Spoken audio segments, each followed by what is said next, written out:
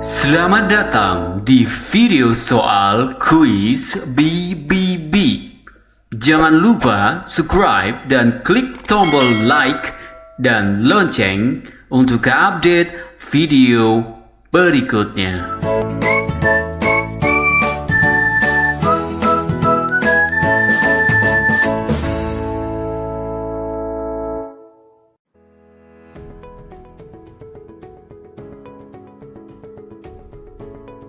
Assalamualaikum warahmatullahi wabarakatuh.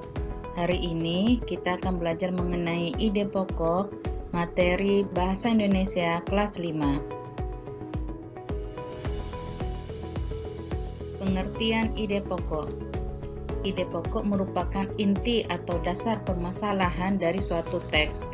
Ide pokok berisi gagasan dasar penulis atau pembuat teks. Ide pokok dalam teks sering disebut pokok pikiran atau gagasan utama. Untuk dapat menentukan ide pokok pada suatu teks tulis, kita harus membaca teks dengan seksama secara keseluruhan. Kalimat utama berisi informasi utama yang menjelaskan dasar permasalahan di dalam teks. Kalimat utama biasanya terdapat di awal, di akhir, atau di awal dan di akhir paragraf suatu teks. Contoh, gurita. Gurita merupakan salah satu jenis hewan tidak bertulang belakang yang dikenal sebagai hewan yang cerdik dan pintar.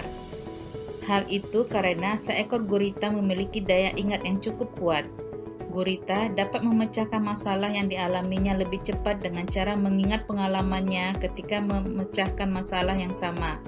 Selain itu, gurita juga dikenal sebagai perenang yang cukup tepat. Gurita menggunakan gerakan pendorong jet untuk bergerak cepat dan berenang jarak jauh.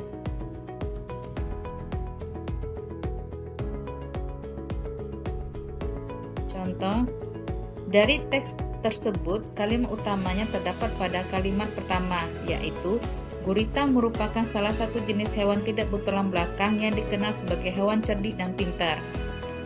Ide pokoknya yaitu gurita merupakan hewan tidak bertulang belakang yang cerdik dan pintar.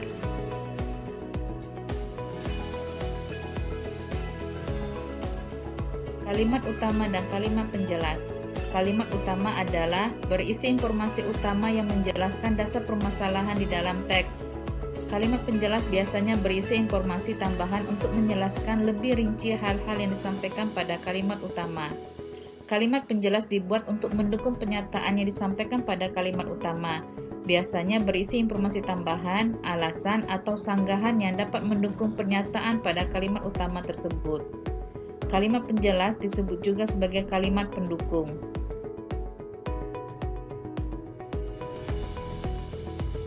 Contoh, serangga menggunakan 6 kakinya untuk bergerak. Beberapa jenis serangga menggunakan kaki mereka untuk berjalan.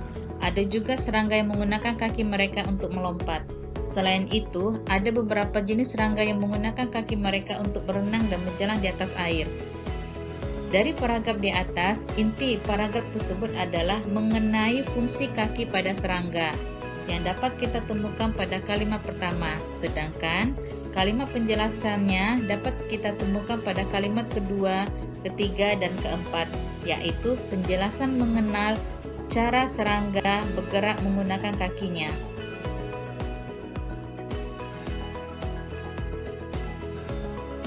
Latihan soal.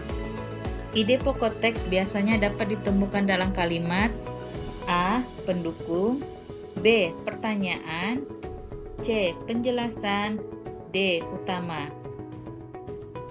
Sekian, terima kasih. Wassalamualaikum warahmatullahi wabarakatuh. Setelah menyimak video, silakan teman-teman menjawab soal yang telah disediakan dengan benar. Kemudian klik tombol submit.